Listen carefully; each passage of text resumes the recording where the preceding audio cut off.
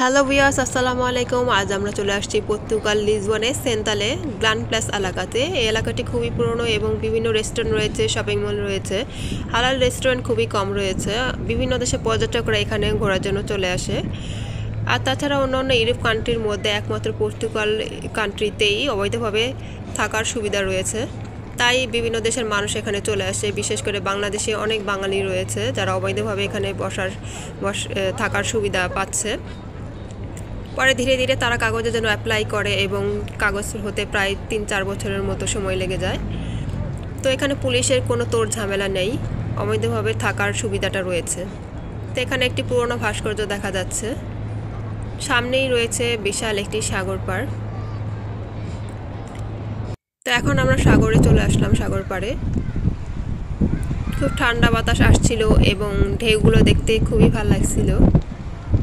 এই সাগরটি স্পেন সাগরের সাথে জয়েন করা।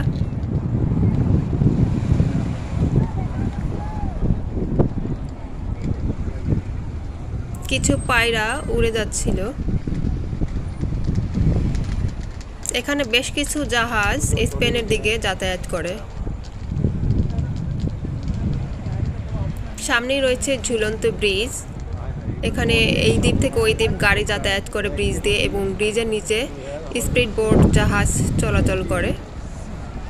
আর তাছাড়া যারা কর্মজীবী কাজ করে তারা সকালে সকালে চলে আসে জাহাজের মাধ্যমে এই দ্বীপ থেকে এই দ্বীপ।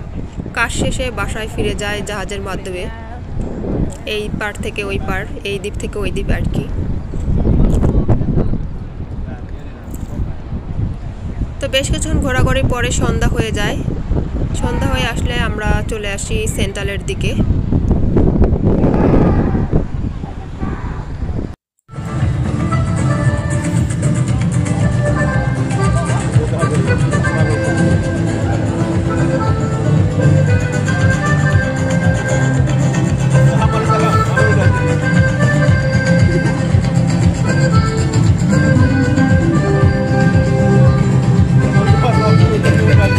এখানে একজন বিদেশিয়ান ভাই মিউজিক বাজাচ্ছিলেন।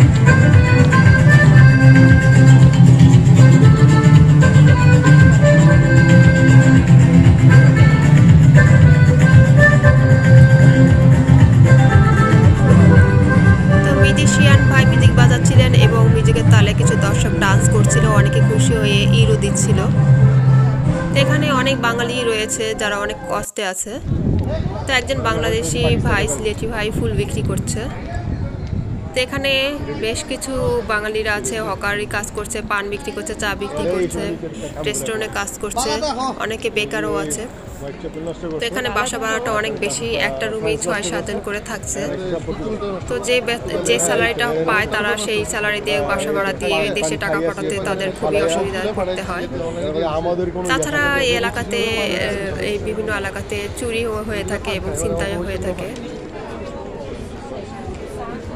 তো আমাদের দেখা বাঙালি পাড়াতে যে অবস্থা দেখলাম নিজের চোখে, সেগুলোই আপনাদেরকে বলা হচ্ছে। আর তাছাড়া এখানে বিভিন্ন দেশের বাঙালিরাও আছে, ফ্রান্স থেকে আসে পর্তুগালে কাট করার জন্য। তো কাট করার জন্য অনেকে এই সুবিধাটা পেয়ে থাকে। এখানে সময় ৩-৪ বছরের মধ্যে হলেও কাট করা যায়। এছাড়াও অন্যান্য দেশে আরও খুবই ডিফিকাল্ট হয়ে যায় কাট করতে। তো সেন্ট্রাল থেকে আমরা চলে আসি আমার হাজব্যান্ডের শেফের বাসায় দাওয়াত ছিল। আমার হাজব্যান্ডের রেস্টুরেন্ট যখন ছিল, ওনার শেফ বেলজিয়ামে জব করতো এবং উনি পর্তুগালে চলে আসে। তো আমরা আসার খবর শুনে আমাদেরকে দাওয়াত করে। এখানে মাছ দিয়ে, রুই মাছ দিয়ে, বেগুন দিয়ে ছিল, মুরগি ভুনা, মাংস ভুনা, টক, বিভিন্ন রকমের খাবারই ছিল। তো খাওয়া শেষে আমরা রেস্ট করে চলে আসি রাত ৩টায় লিসবন এয়ারপোর্টে। তো এখানে চেকিং শেষ করে আমরা চলে আসি প্লেনে উদ্দেশ্যে। আমাদের ফ্লাইট ছিল 5:30টায়।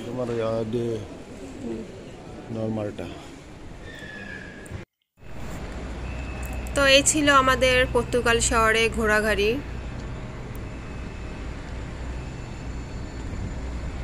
তো কেমন হয়েছে সবাই লাইক শেয়ার দিয়ে জুলিস ড্রিম ওয়ার্ল্ডের পাশেই থাকবেন।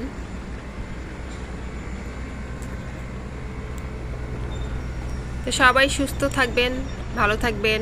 আল্লাহ হাফেজ।